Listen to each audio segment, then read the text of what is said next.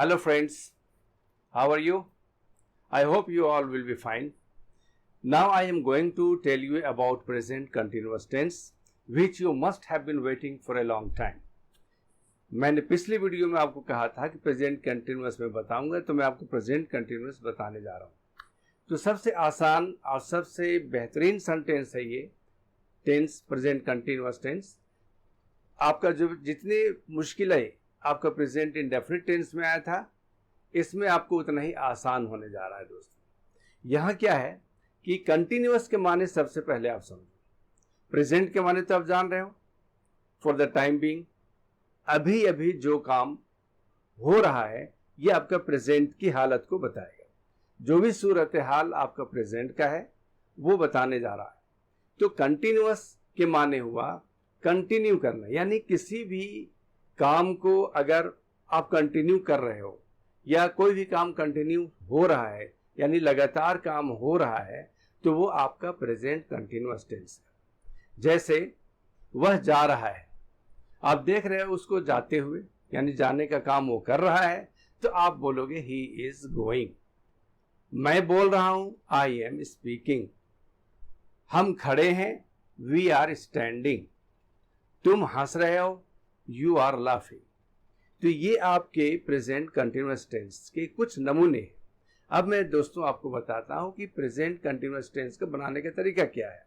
सबसे पहले आप सब्जेक्ट लाओगे, और सब्जेक्ट मेरे दोस्तों मैंने बताया था कि काम करने वाले को सब्जेक्ट बोलते हैं। तो जो काम कर रहा है वो आपका सब्जेक्ट होगा, वो शुरू में आएगा। उसके बाद आपको फौरन उसके साथ इज, एम, आर जोड़ना है। ये इज, एम, आर सब्जेक्ट के मुताबिक होगा। अगर आई है तो एम लगाओगे, यू है तो आर लगाओगे, ही है तो इज लगाओगे। अगर मान लो सब्जेक्ट आपका थर्ड पर्सन सिंगुलर हुआ, जैसे स्टार, तो स्टार के साथ इज लगाओगे, लेकिन अगर स्टार्स हो जाए तो उसके साथ आर लगाओगे। उसी तरीके से बॉय, एक लड़का, बॉय के साथ आप इज लगाओगे और बॉयज के साथ आर लगाओगे। तो ये हुआ थर्ड पर्सन सिंगुलर सब्जेक्ट और प्लूरल सब्जेक्ट के मुताबिक उसके हेल्पिंग वर्ब को लगाना। यही है दोस्तों। उसके बाद आपका तीसरे नंबर में आएगा वर्ब। हर एक वर्ब फर्स्ट फॉर्म में होगा और उसमें आपका आईएनजी जोड़ना है। आईएनजी जोड़ने का मतलब हुआ कि काम हो रहा है। अगर मैं कहूं ड्रिंकिंग, सिर्फ ड्रिंक आप कहोगे तो इससे सिर्फ पीना का मतलब आएगा, लेकिन आप कहोगे ड्रिंकिंग तो यहां पे पी रहा है, इसका माने आ जाएगा। जा रहा बोलना हो तो गोइंग, बोल रहा स्पीकिंग, हंस रहा लाफिंग, देख रहा वॉचिंग या सीइंग। उसी तरीके से ऑब्जर्विंग भी बोल सकते हो, मुशाहिदा करना, गौर करना, देखना। तो हवा चल रही है, विंड इज ब्लोइंग। तो दोस्तों यहां पे आपने देखा कि सब्जेक्ट के साथ हेल्पिंग वर्ब जोड़ा आपने, उसके फौरन बाद वर्ब आपने जोड़ा जिसमें आईएनजी लगाया। तो ये तीन आप मिलाते हो तो आपका सेंटेंस बनता है इस तरह से। वह जा रहा है, ही इज गोइंग। मैं खेल रहा हूं, आई एम प्लेइंग। तुम खा रहे हो, यू आर ईटिंग। वह सोच रहा है, ही इज थिंकिंग। तारे टिमटिमा रहे हैं, स्टार्स आर ट्विंकलिंग। कुत्ते भौंक रहे हैं, डॉग्स आर बार्किंग। बच्चे खेल रहे हैं, चिल्ड्रेन आर प्लेइंग। जितने चाहो आप इस तरह के सेंटेंस बना सकते हो। अब इसमें जरूरत अगर पड़ती है आपको ऑब्जेक्ट की, तो मैंने बताया था ऑब्जेक्ट किसे कहा जाता है। भाई बार बार मैं सब्जेक्ट और ऑब्जेक्ट आपको नहीं बताऊंगा, आपको हमेशा याद रखना है। ऑब्जेक्ट वही होता है जिस पर आपके काम का असर पड़ता है। जैसे आप खा रहे हो तो क्या खा रहे हो, रोटी खा रहे हो तो आप बोलोगे यू आर ईटिंग ब्रेड या यू आर ईटिंग चपाती।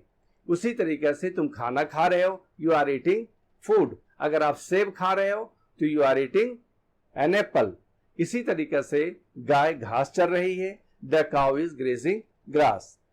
तारे टिमटिमा रहे हैं, इसमें ऑब्जेक्ट नहीं है दोस्तों, इसकी जरूरत नहीं पड़ती। सिंपली आप बोलोगे स्टार्स आर ट्विंकलिंग। लेकिन मैं कहूं कि मैं मार रहा हूं तो यहां पे एक ऑब्जेक्ट की जरूरत है, क्योंकि क्लियर करना है कि मैं मार किसको रहा हूं। उसी तरीके से अगर मैं ये कहूं कि मैं पान खा रहा हूं तो मैं कहूंगा आई एम ईटिंग बेटल। तुम सेब खा रहे हो, you are eating an apple. तो इसी तरह से आप हर एक सेंटेंस में ऑब्जेक्ट को बढ़ाते चले जाइए, आपका सेंटेंस मुकम्मल होता चला जाएगा। तो ये है आपका प्रेजेंट कंटिन्यूअस टेंस। मैं एक बार फिर आपको दोहरा दूं, जैसे वह गेंद खेल रहा है तो आप बोलोगे ही इज प्लेइंग फुटबॉल। मैं खत लिख रहा हूं, I am writing a letter. तुम गाना गा रहे हो, you are singing a song. वह एक पतंग उड़ा रहा है तो he is flying a kite.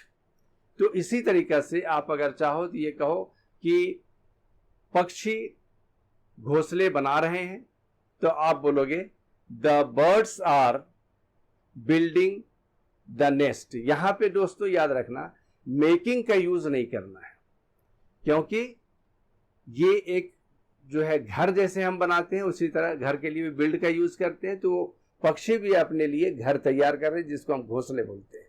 तो यहां पे आप बोलोगे birds are building the nest. तो ये आपका प्रेजेंट कंटिन्यूअस टेंस है।